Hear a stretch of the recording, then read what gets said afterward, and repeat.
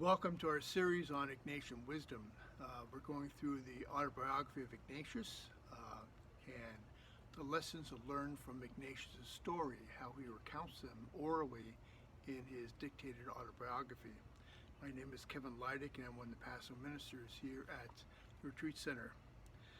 In chapter 2 of his autobiography, it begins with one of two instances in his life that he relates with great detail, which means that it's very important in terms of what he learned from these particular instances as he reflected upon his life. So paragraph 14 begins this way. An experience befell him on the way, which it would be good to recount. It would be help to an understanding of how our Lord dealt with his soul, who, although still blind, had a great desire to serve to the best of his knowledge, and was set on performing great penances, not so much with an idea of satisfying for his sins as to placate and please God. He relates, he says he's blind. He's still quite understanding how God is working in his life, and particularly the spirits, how they're working. And so he relates shortly thereafterwards an experience where he encounters a Moor. Ignatius is traveling across Spain on a mule from his hometown over to Manresa, to Montserrat, and encounters this Moorish person. And they get to travel together, each on their own animals, and begin the conversation. And they have a theological discussion on the Virgin Mary. And the Moor does not believe that Mary was always a virgin, especially after the birth of Christ, which is not really part of Ignatius' story. It doesn't concern us. But what happens to Ignatius as a response to this? Ignatius wants to defend Mary, her constant virginity, but he doesn't know how to do it. He doesn't have the background. So he gets very frustrated. He feels the Moor was insulting to Our Lady. And so he's getting more and more agitated. The Moor sees this and he says, I got to get out of here. This guy might be out of control. He's getting red in the face and so forth. So he speeds up ahead and goes to this town that he was planning on visiting. Ignatius, as he is left behind, has a lot of different emotions within him. He says he has a impulse to go and seek out the Moor, to give him a, quote, taste of his dagger. He insulted Our Lady. He wants to make revenge on that insult. What a good knight would do.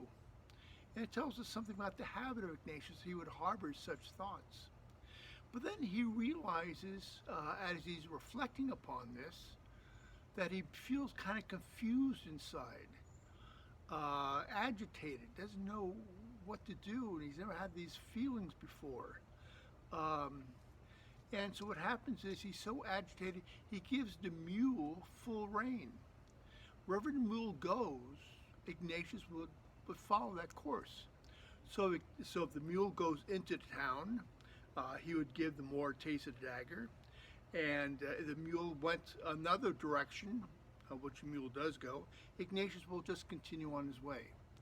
Well, that's what Ignatius does. A mule goes in his other direction. But reflecting upon that experience, Ignatius initially in 1521, in going through this experience, believes that God worked through the mule. Well, later on in reflection, he recognized God was not working through the mule, but through the emotions that he was experiencing, the spirits.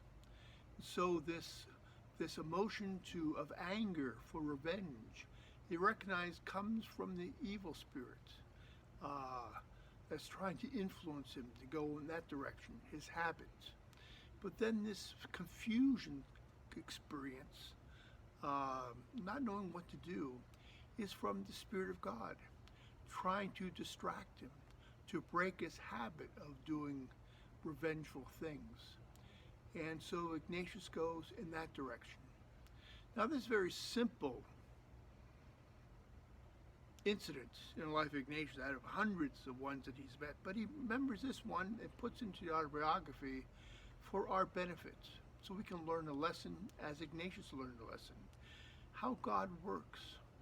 God is going to work through the ups and downs of our feelings, and to pay attention to them, and to see which feelings end in love, in deeper faith, and take us away from those things that may be unloving. And that's what Ignatius learns, to pay more attention to his feelings. Even though he has had his conversion experience, he still needs purification. And that's what he does in the rest of the autobiography. It's a process of purifying himself so we can be attentive to the spirits in his life. So thank you very much.